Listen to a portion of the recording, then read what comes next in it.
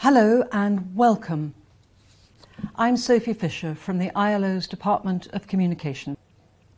This is a time of profound and interrelated challenges on a scale perhaps not seen in a generation.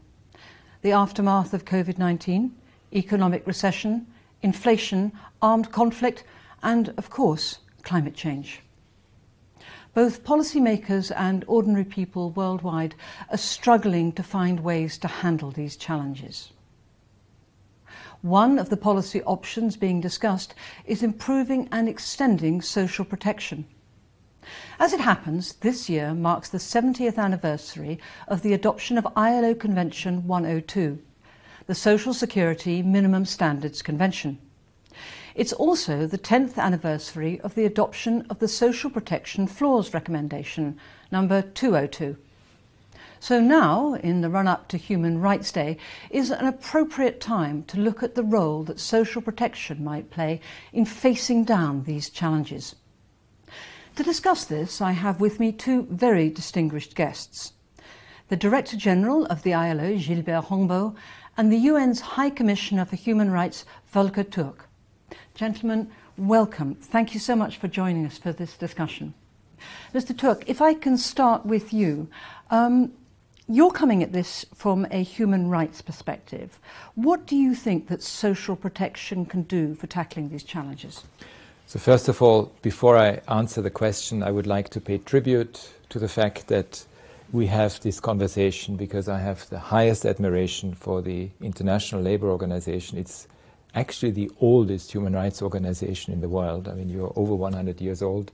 We're only about 30 years old, so it's great to have this conversation with my friend Gilbert, and especially on such an important topic as social protection. If I could just give, I mean, you mentioned already the facts. I mean, we have COVID, the incredible impact of the COVID pandemic on populations, especially in the global south, and in particular the most vulnerable ones. I mean, 350 million people who have lost their jobs.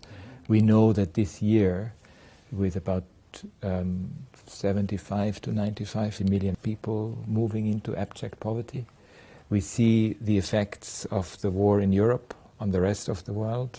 We see that it hits the most vulnerable people in the most vulnerable countries, in the most fragile contexts. So social protection is the ultimate safeguard against all kinds of ills that people face. So social protection is a human right. It's actually related to Article 22 of the Universal Declaration of Human Rights. And ILO has been leading the way on how to actually make it work. And I think there is this very close collaboration that we want to develop as we go into the next couple of years, because we will need a very strong social protection floor everywhere in the world.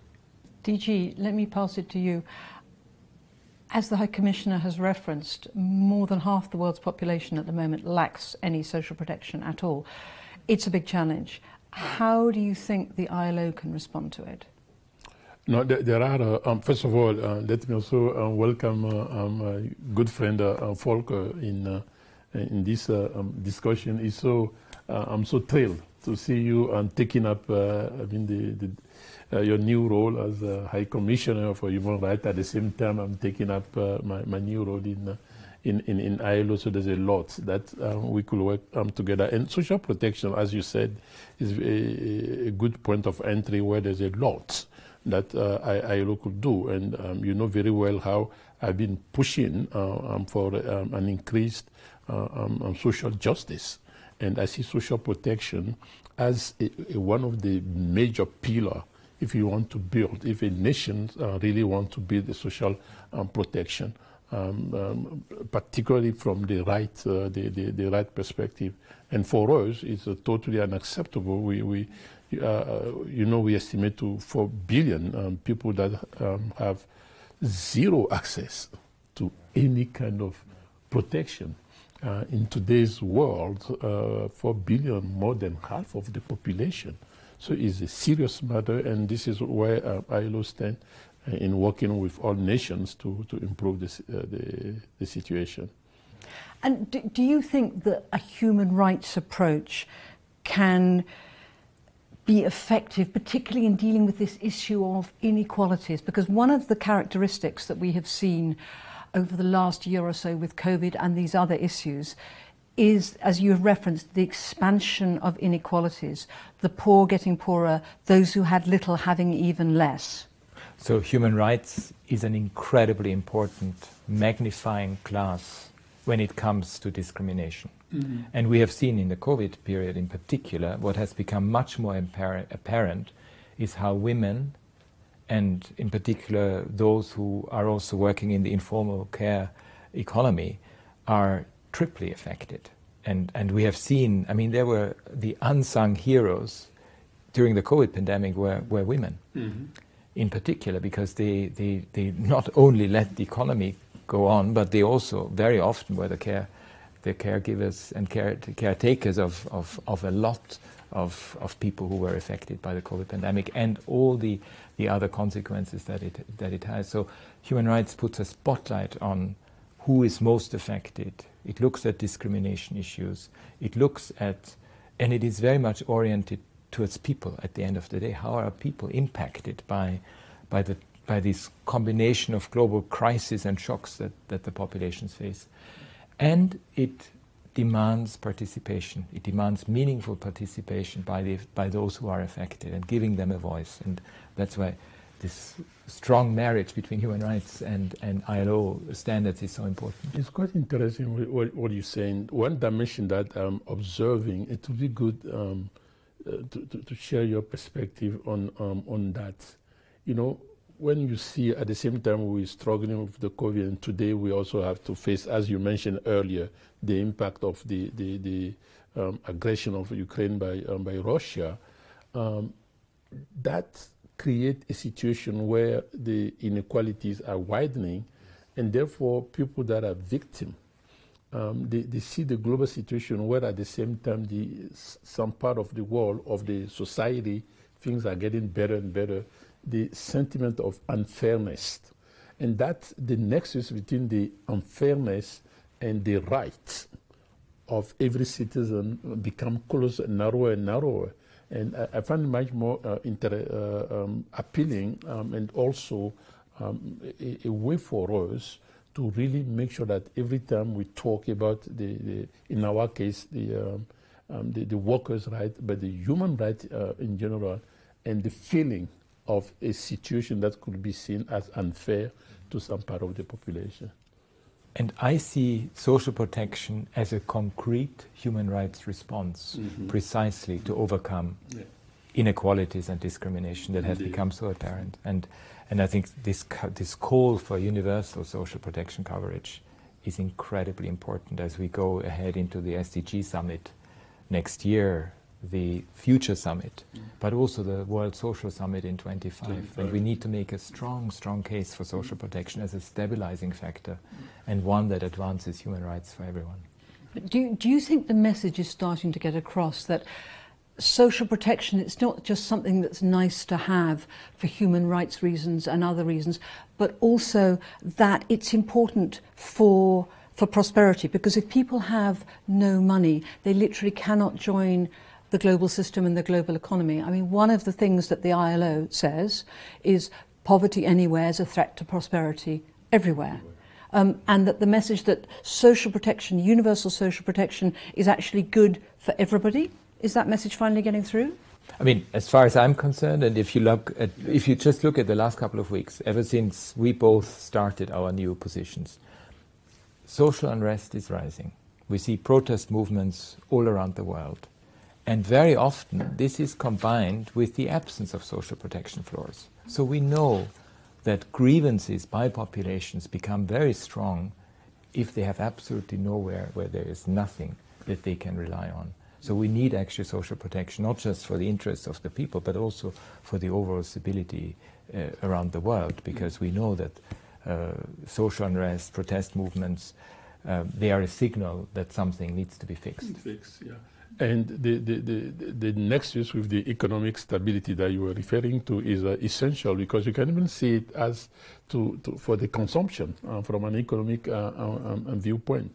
but also, and I really like to use the term stability, also from a security, national security management perspective.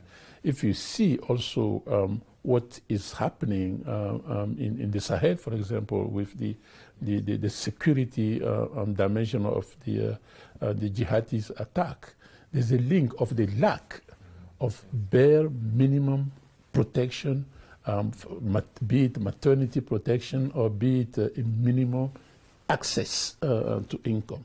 But I also want to draw attention on two important points, Sophie. One is we need to keep in mind that when you talk about the social protection, it's not just the redistribution dimension, it's also the initial basic right to what I would call an equal access to opportunities. An equal access to opportunities starting from the beginning of our life on that, and that will determine to what extent you might need or not a solidarity from the national system, which to me is quite important. The second aspect, which is quite interesting when you look at ILO recommendations, you recommendation 202, you have those principles. Universality is an example, but which are there to guide a country without, while ensuring that is not kind of one solution fits all. And the country can therefore adjust their strategy, the protection scheme, take into account their fiscal space. And the term floors that you're referring to is important, and setting that as the minimum, and therefore gradually moving up with the time and as things are getting better. Okay, because I wanted to ask you about this, because it is the reality that a lot of the countries and regions that are in most need of greater and more effective social protection are those without the resources, or as economists often say, the fiscal space, e.g. the budget, to put in place such kind of schemes. So how are we going to get over that? I mean, is it simply, how do we stop it simply being rich countries being asked to fund poor countries' social protection, which is problematic? Clearly from what I see it, the sustainable solution is when the country, from the national budget, from an institutional perspective, could reorganize within that fiscal space in a way to be able to fund and finance the minimum for the social protection, including how the GDP, the relation with the GDP. But yes, it's true that in the current state of the affair, the low-income countries need that push-up. So it's a matter of using ODA to launch them and to push it up, so by the time for them to be able to integrate that in the national. So, however, it's important in my mind that to be able to achieve all of that, you need, first of all, a strong political will. Political will from the authorities that you really want to change that and to break that code and to change the dynamic, which is, I believe, an important dimension. And the second important dimension is the innovative financing, where not only we need a colleague from the financial institution, the World Bank, the IMF, but is to help countries also looking at not only their when we talk about the fiscal space, is also their ability to have innovative financing. And clearly, and that's what comes to my mind is the Secretary General Global Accelerator. So within that concept, we really need to look at different ways to bring the finance in. Not only ODA. ODA is, for me, is a way to launch it and to push them up, and later on that the national system takes it over. And so do you see a role for other parts of the multinational system in this, including the financial institutions? I mean, actually, I think it would be a bit funny to say this, but I'm saying it anyway. I mean, actually, the future of human rights is going to be decided in finance ministries, because it is precisely the budget analysis that needs to be done. And it's not a question of whether you're a high-income country, middle-income country, or lower-income country. It is a political decision about how much of your GDP are you going to spend on the fundamentals for a society to work. And that's a human rights issue. And I think we actually have learned, I mean, if you look at budgets around the world, it's true, the fiscal space has gone down incredibly, and that needs to be fixed. There's a lot of issues around debt, for example, that we need to push, and in particular Secretary General has been quite clear about the financial architecture that is no longer fit for purpose. The debt architecture is no longer fit for purpose in today's world. At the same time, there is also the political leadership that needs to happen in all countries that prioritize a number of issues that are related to the Sustainable Development Goals, and in particular to social protection issues, because we have seen it not just as a stabilizing factor, but also a fundamental humanitarian, a human solidarity act by everyone else to ensure that people get the type of coverage that they need when they are in distress. So in the High Commission for Human Rights, I mean, you have also recently taken up the post. What is your strategy for working social protection into the work that you do? So, for me, we are going to have a big event a whole year, the 75th anniversary of the Universal Declaration of Human Rights. So Article 22 talks about the right to social protection. So the right to social protection is a fundamental human right, and it emerged out of the experience of what happened in the interwar period in Europe and the cataclysmic events during the Second World War. And we really need to bring back those lessons of history and make sure that they gain the political traction that they need in today's world, so that they influence political leadership decisions and finance ministries, and that they see that universal social protection coverage as universal health coverage are non-negotiables. Yeah. And DG, from the ILO's perspective, we have in our armoury norms and standards and a lot of expertise. What's your strategy for engaging the ILO's tools and advantages to push social protection? Quickly, just before that, if I can come back to one of the important points that Volker was making, is the role that our colleague from the International Financial Institution have to play in that fiscal space. And I was positively, I was really impressed. If you look at since the management of the COVID, the social dimension that the IMF and the World Bank integrated in their responses, it was really, compared to the past, it was really, really powerful.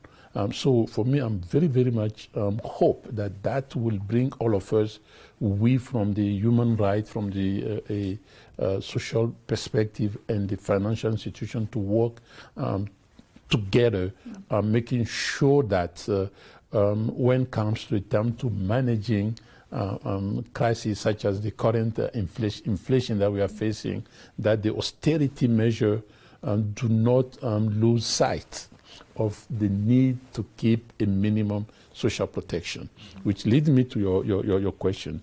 Clearly, you know that the social protection is very high in my priorities as part of our drive for a better social justice in the world. So we want to push it up, the social protection, through the Global Accelerator for a Decent Job and Protection. And we want to make sure that we, together with IMF, with the World Bank, and at the national level with the government, to ensure that we can develop a financing mechanism. I think the focus will be on the financing mechanism, so to ensure that we do have that minimum floor, those floors that are in place, and a scheme is prepared for countries as the GDP growth or the economy is also growing. The offer for protection also can go vertically and horizontally. Finally, it seems to me that an encouraging sign is that the issue of social protection has now become part of the general multilateral discourse. and also actually at national level. Do you find that an encouraging sign that the tide is turning in this direction? There's always an opportunity in the crisis, and because we had this succession of crises, triple planetary crisis, which is ongoing, we had the COVID pandemic and the impact, we had the food insecurity as a result of the war in Ukraine, and 2 billion people are food insecure as we speak.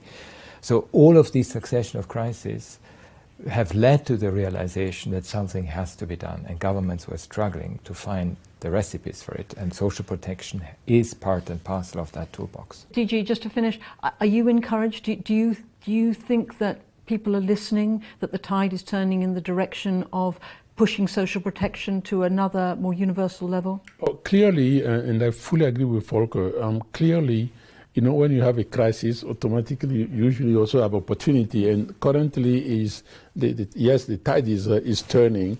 There's more attention, as we both were saying, the political drive and the political will is the starting point on that. So you can see that the political level, global, regional or national level, is turning, which is one.